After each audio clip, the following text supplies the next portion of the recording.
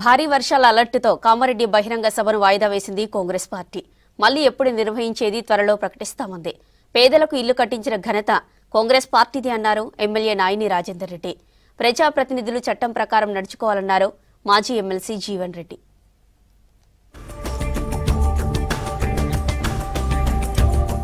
ఈ నెల 15న కామారెడ్డిలో కాంగ్రెస్ బహిరంగ సభ వాయిదా పడింది. అతి భారీ వర్షాలు కురిసే అవకాశం ఉందని వాతావరణ శాఖ అలర్ట్ ఇవ్వడంతో సభ వాయిదా వేసింది పీసీసీ. సభ తిరిగి ఎప్పుడు నిర్వహిస్తామన్నది తర్వాత చెబుతామన్నారు కాంగ్రెస్ నేతలు. ఇప్పటికే సభ కోసం భారీ ఏర్పాట్లు చేశారు. జన సమీకరణకు పెద్ద ఎత్తున ప్లాన్ చేశారు. వర్షాలు రావడంతో చివరి నిమిషంలో సభను వాయిదా వేసుకోవాల్సి వచ్చింది.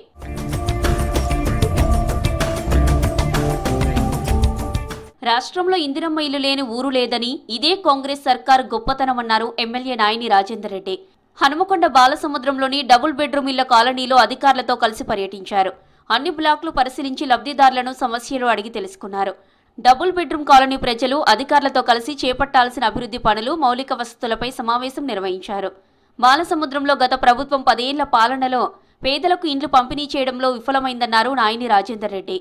గత నెలలో హనుమకొండ వెస్ట్ నియోజకవర్గంలో డబుల్ బెడ్రూమ్ ఇండ్లు ఇన్ఛార్జ్ మినిస్టర్ శ్రీనివాస్ రెడ్డి గారి ఆధ్వర్యంలో ఇక్కడ మేము పంపకాలు చేయడం జరిగింది. వీటికి నీటి సమస్యకు, ఎలక్ట్రిసిటీ సమస్యకు అత్యవసరంగా సుమారు 1 కోటి చిల్లర కేటాయించడం జరిగింది. ఆ పనులను కూడా, టెండర్లను కూడా కాల్ఫర్ చేస్తున్నాం. దాని త్వరలోనే ఈ యొక్క కాలనీని నేను ప్రత్యేకంగా దత్తకు తీసుకుందామని ఆలోచన చేసుకున్నాం. ఎందుకంటే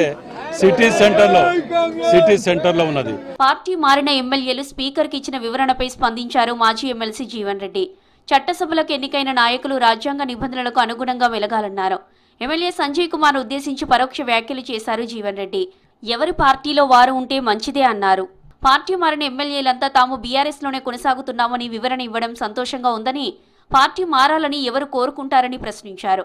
ఎమ్మెల్యేలు ఇచ్చిన వివరణపై తదుపరి నిర్ణయం స్పీకర్ పరిధిలో ఉందన్నారు జీవన్ రెడ్డి. మంచిగా ఎవరి పార్టీల వాళ్ళు ఉంటే ఇప్పుడు వాళ్ళు ఏమంటారు, మేము పార్టీ మారలేదు, మా పార్టీలో మేము ఉన్నామని చెప్తున్నారు కదా. మీరు చెప్పిన పత్రికలు గమనించి సంతోషం, వి వెల్కమ్ ఇట్టే.